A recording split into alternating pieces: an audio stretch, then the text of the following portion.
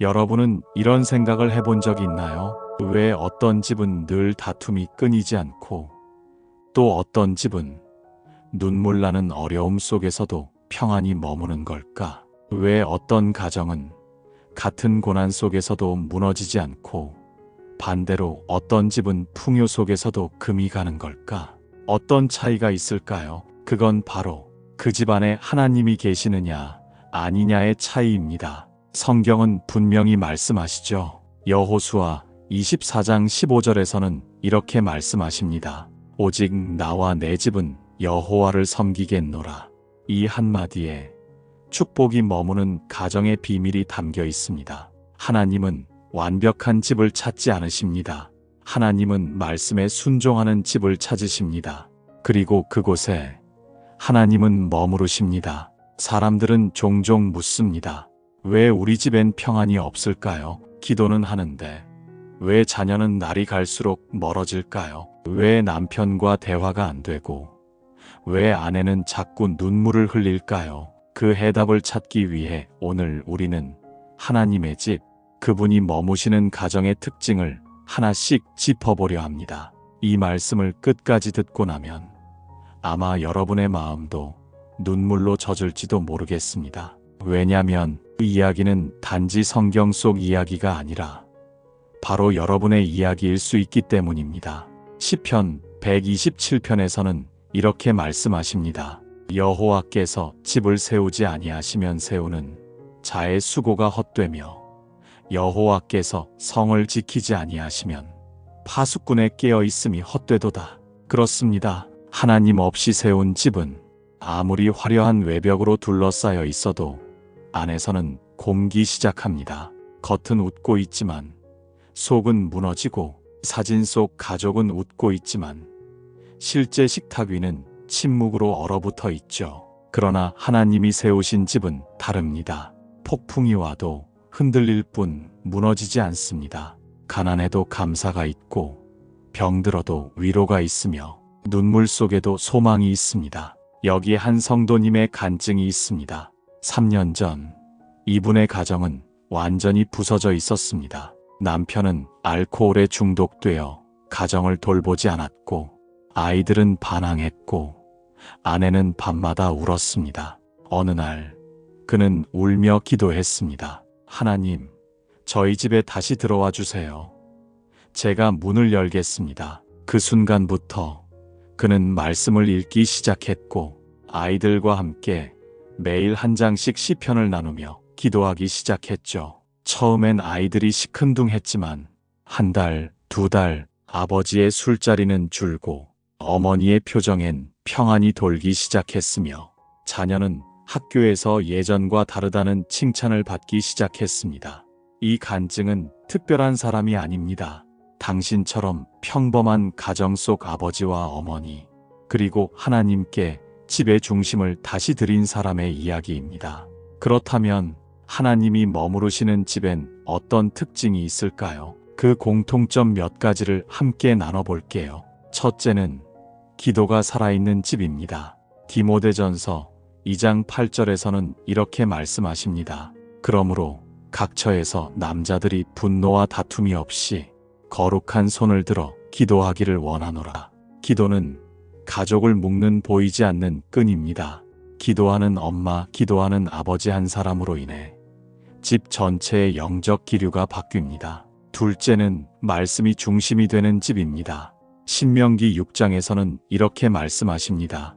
이 말씀을 마음에 새기고 자녀에게 부지런히 가르치며 집에 앉았을 때든지 길을 갈 때든지 이 말씀을 강론하라. 말씀이 없는 집은 어둠 속에 있는 것과 같습니다. 내 감정, 내 생각이 기준이 되기에 서로의 기준이 다르고 결국 다툼과 불신이 자라죠. 그러나 말씀으로 방향을 맞춘 집은 가족이 다 달라도 하나로 정렬되기 시작합니다.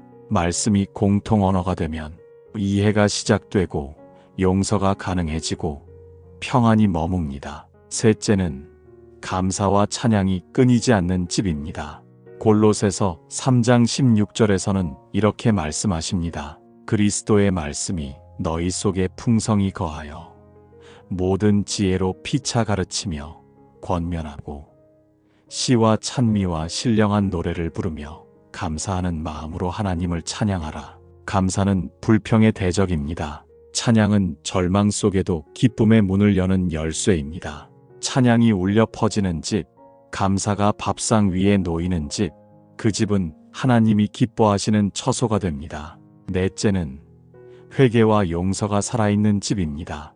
누가복음 15장 탕자의 비유에서 아버지는 말없이 아들을 기다립니다. 돌아온 아들에게 책임을 묻지 않고 먼저 품에 안아주는 그 장면, 그게 하나님의 마음이죠. 용서 없는 가정은 마치 문이 닫힌 방처럼 숨이 막히죠. 하지만 회개와 용서가 흐르면 그 집에는 자유가 흐르고 하나님의 사랑이 머뭅니다.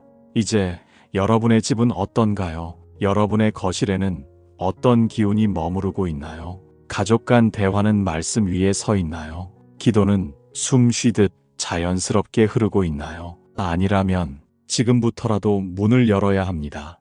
여호수아처럼 선언해 보세요. 오직 나와 내 집은 여호와를 섬기겠습니다. 많은 분들이 궁금해 하시죠. 하나님이 머무시는 집이라고 하셨는데, 그럼 우리 가정은 왜 여전히 다투고, 왜 여전히 마음이 지쳐 있는 걸까요? 그 질문은 마치 이런 것입니다. 햇볕이 가득한 곳에서도 커튼을 꽉 닫아두면 어둡듯이 하나님의 임재가 가까이 있어도 내가 그분을 향한 문을 닫고 있으면 그 빛은 내 안으로 들어오지 못합니다. 여러분의 집 안에 하나님의 말씀은 편안히 쉴 수 있는 자리를 갖고 계신가요? 아니면 먼지만 쌓여있는 성경책처럼 말씀이 외면당하고 있는 건 아닌가요? 사무엘상 3장을 보면 하나님께서 사무엘에게 처음 말씀하실 때 그 음성은 조용했고 반복되었으며 엘리 제사장은 그 하나님의 소리를 처음엔 듣지 못했죠. 왜일까요? 그는 오랜 기간 동안 하나님의 말씀을 듣지 않는 삶에 익숙해졌기 때문입니다. 하나님은 늘 말씀하시지만 우리는 너무 바쁘게, 너무 피곤하게, 너무 감정적으로 살아서 그 소리를 놓치고 있는지도 모릅니다.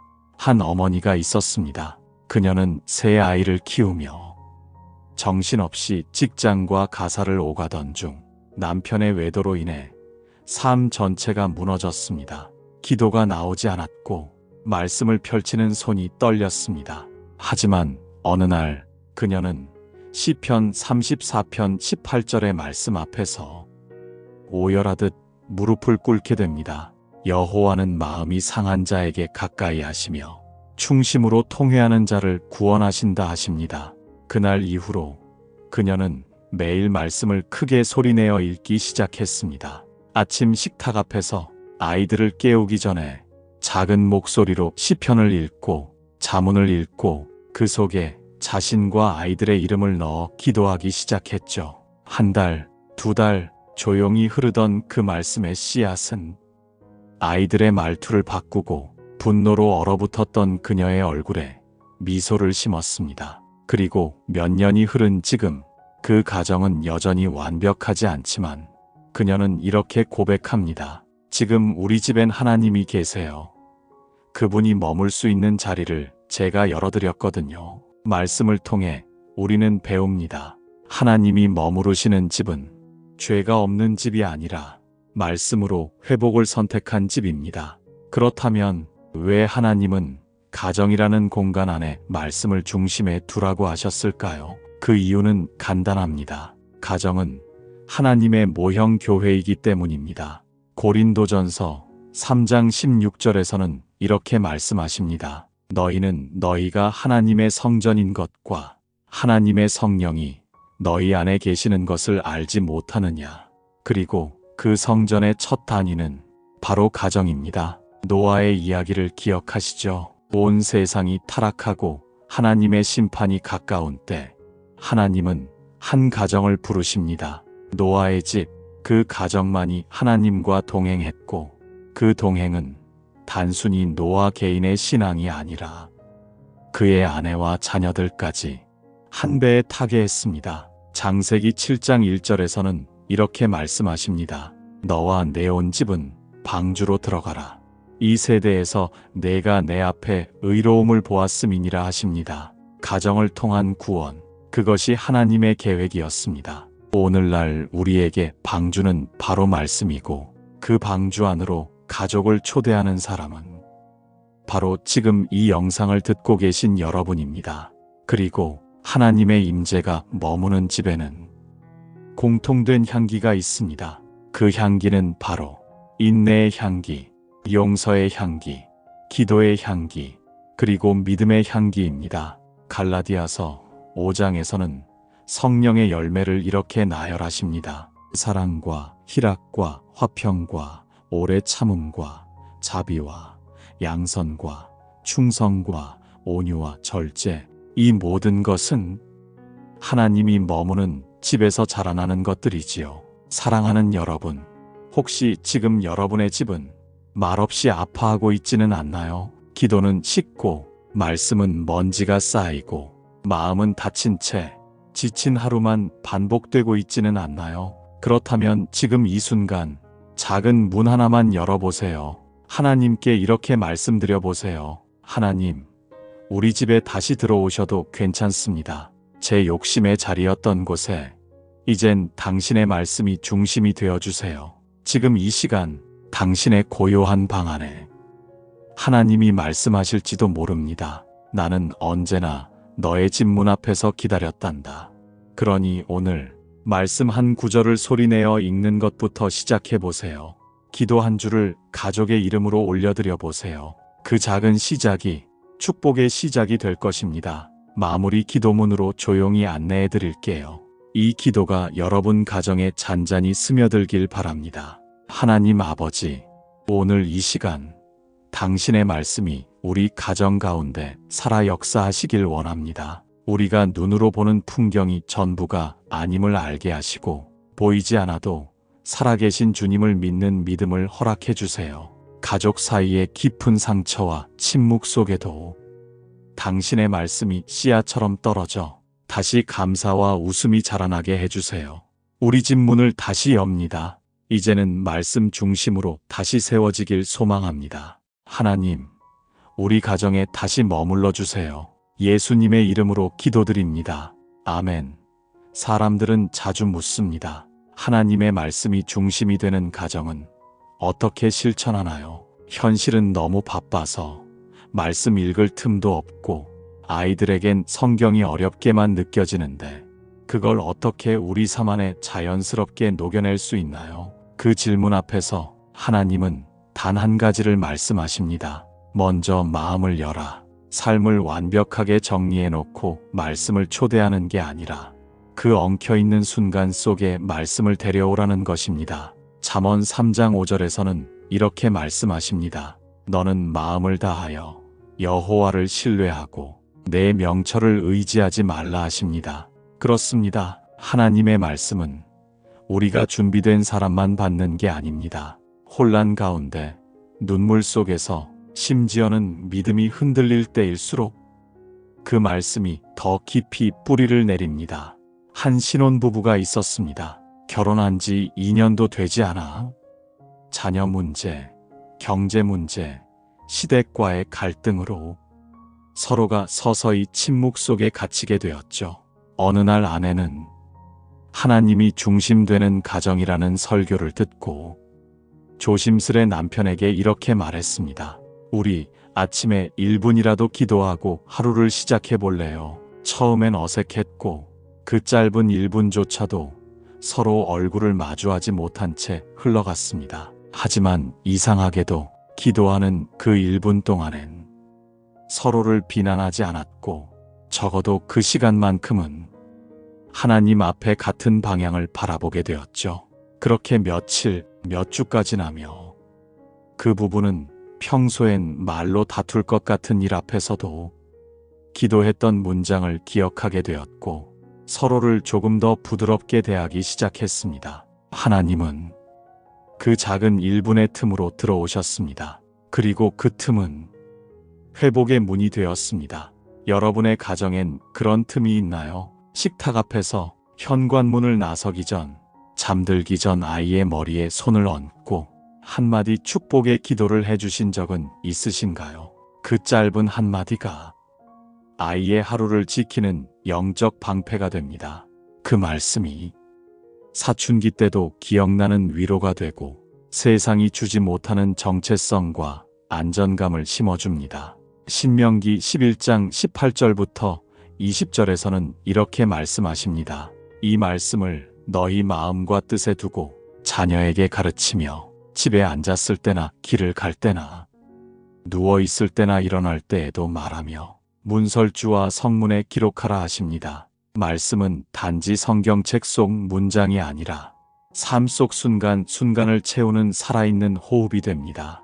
하나님은 그 호흡이 살아있는 가정을 찾고 계십니다.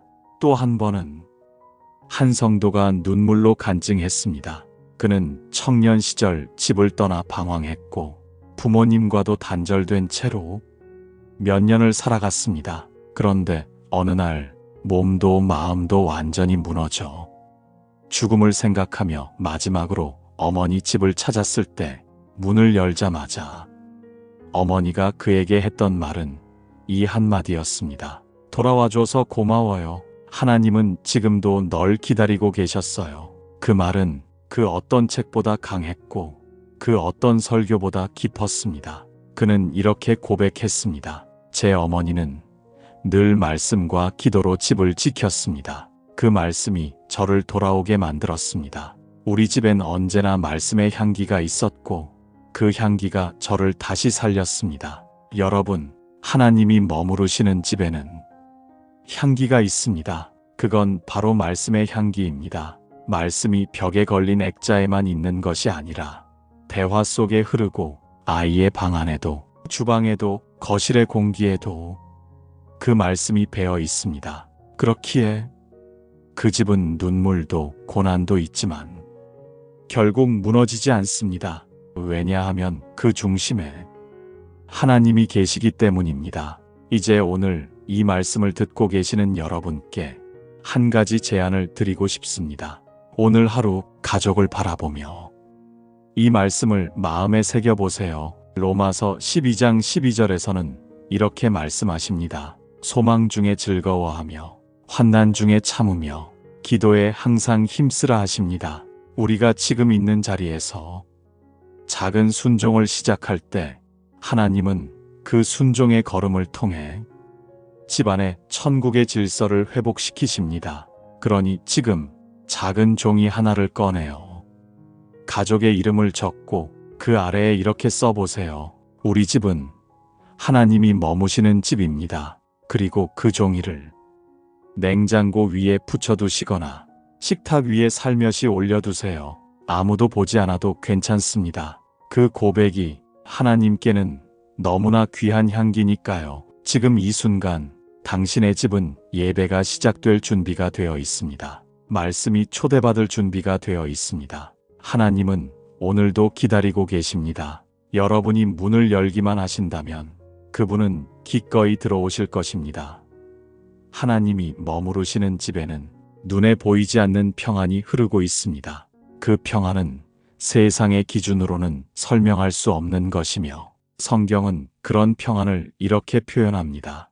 빌립보서 4장 7절에서는 이렇게 말씀하십니다. 모든 지각에 뛰어난 하나님의 평강이 그리스도 예수 안에서 너희 마음과 생각을 지키시리라 하십니다. 이 평강은 부유함으로 오는 것이 아니고 문제가 없는 삶에서 오는 것도 아닙니다. 오히려 혼란과 고난의 중심에서 하나님께서 함께 하신다는 확신으로부터 시작되는 것입니다. 성경 속에서 그런 평강의 상징이 되었던 한 인물을 기억하실지요? 바로 엘가나와 한나의 가정입니다.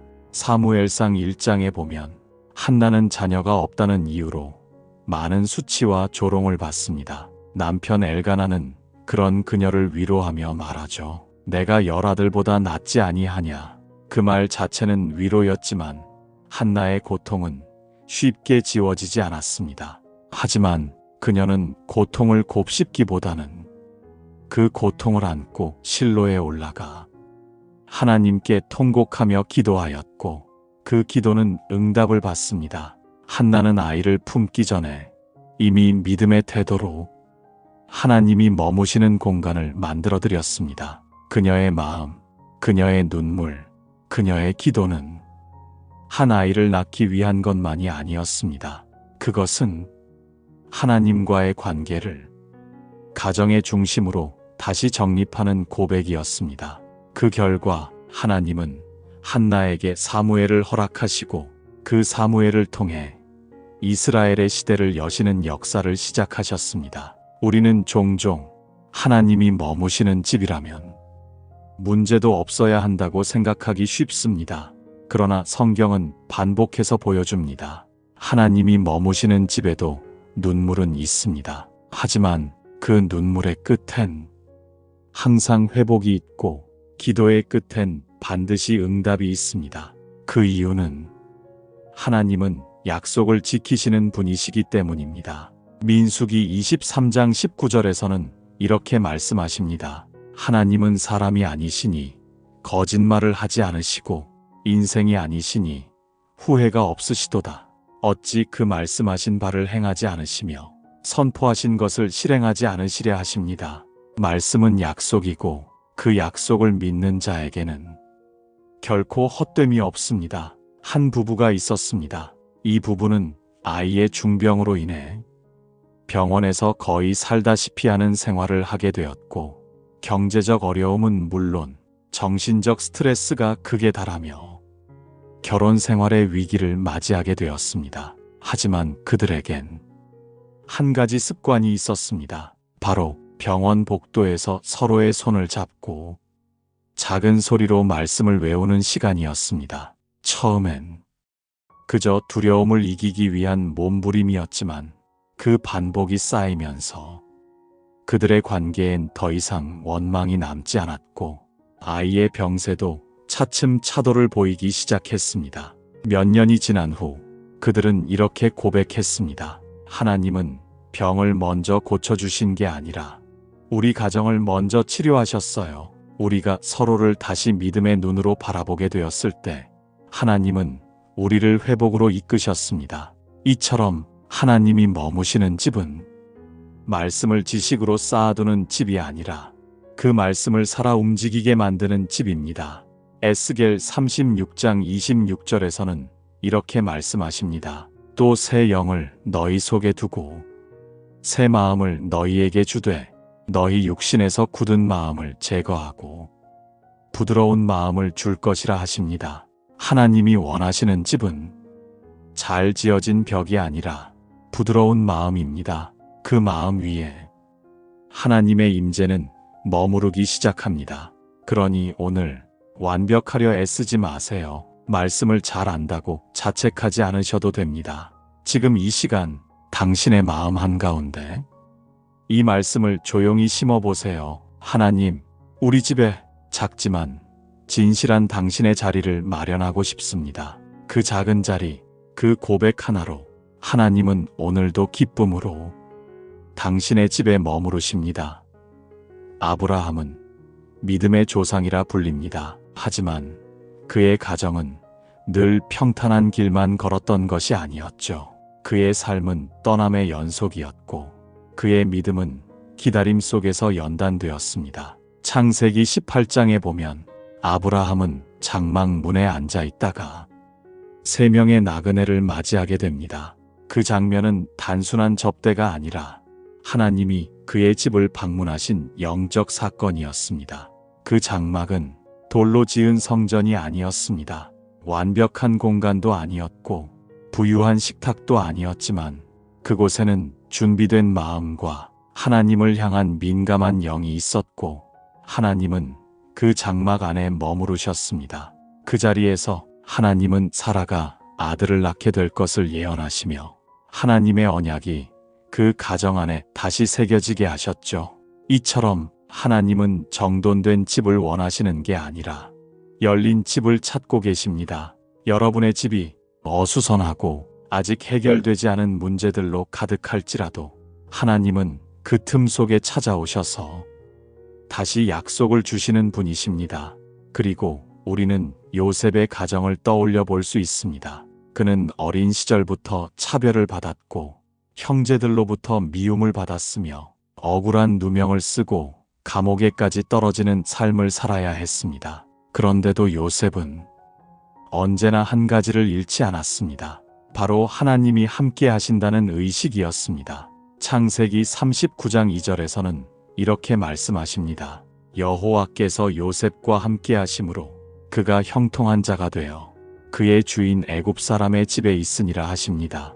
하나님이 머무르시는 집이란 물리적 공간이 아니라 그 사람의 태도, 삶의 자세, 그리고 하나님의 뜻을 향해 기울어진 방향성 속에 있습니다. 요셉은 애굽의 총리가 되었지만 그 자리를 영광으로 여기지 않았습니다. 그는 끝내 자신을 미워했던 형제들을 향해 이렇게 고백합니다. 당신들은 나를 해하려 하였으나 하나님은 그것을 선으로 바꾸사 많은 사람의 생명을 구원하게 하시려 하셨나이다. 그 고백에는 가정을 향한 하나님의 섭리, 그리고 용서와 회복의 씨앗이 담겨 있습니다.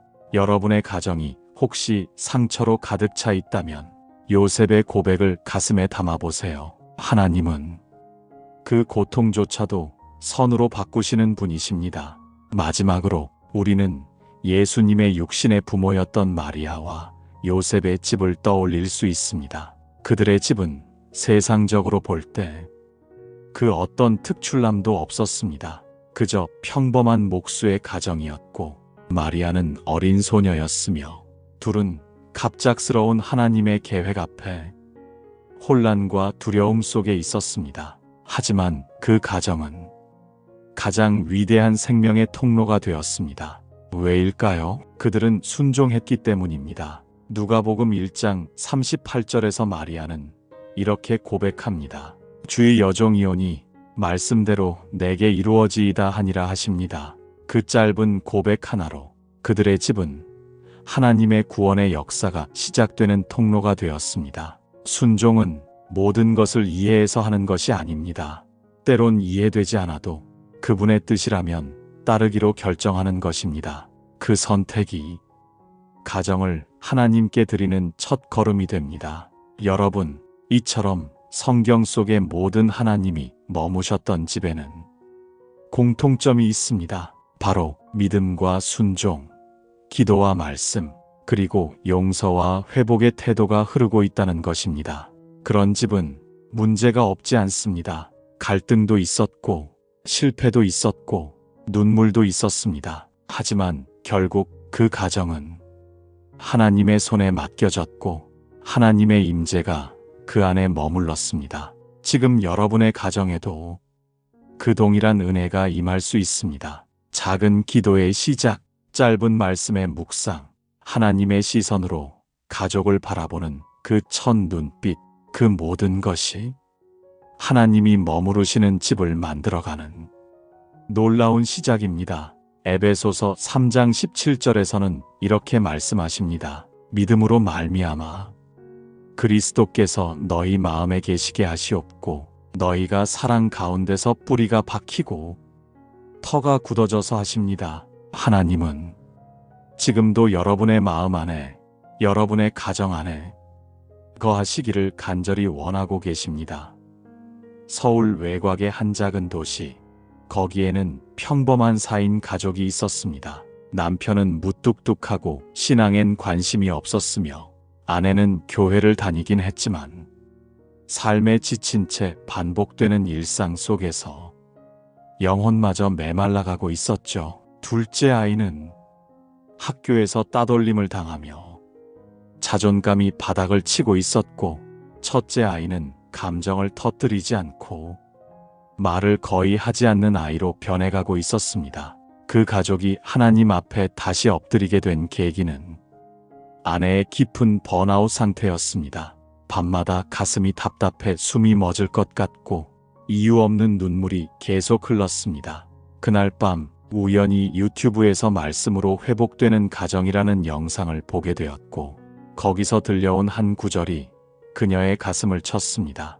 역대하 7장 14절에서는 이렇게 말씀하십니다. 내 이름으로 일컫는 내 백성이 그들의 악한 길에서 떠나 스스로 낮추고 기도하여 내 얼굴을 찾으면 내가 하늘에서 듣고 그들의 죄를 사하고 그들의 땅을 고칠지라 하십니다.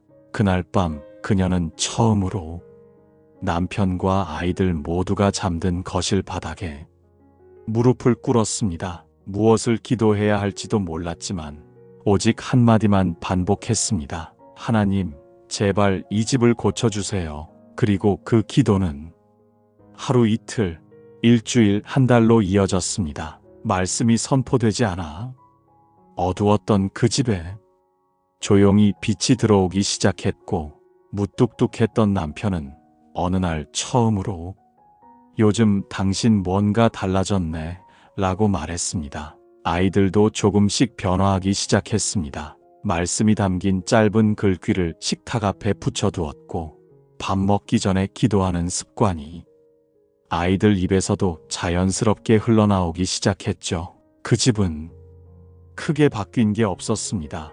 여전히 아버지는 출근하고 어머니는 일과 가사를 반복했지만 그 일상의 흐름 속 중심에 하나님의 향기가 스며들기 시작했습니다.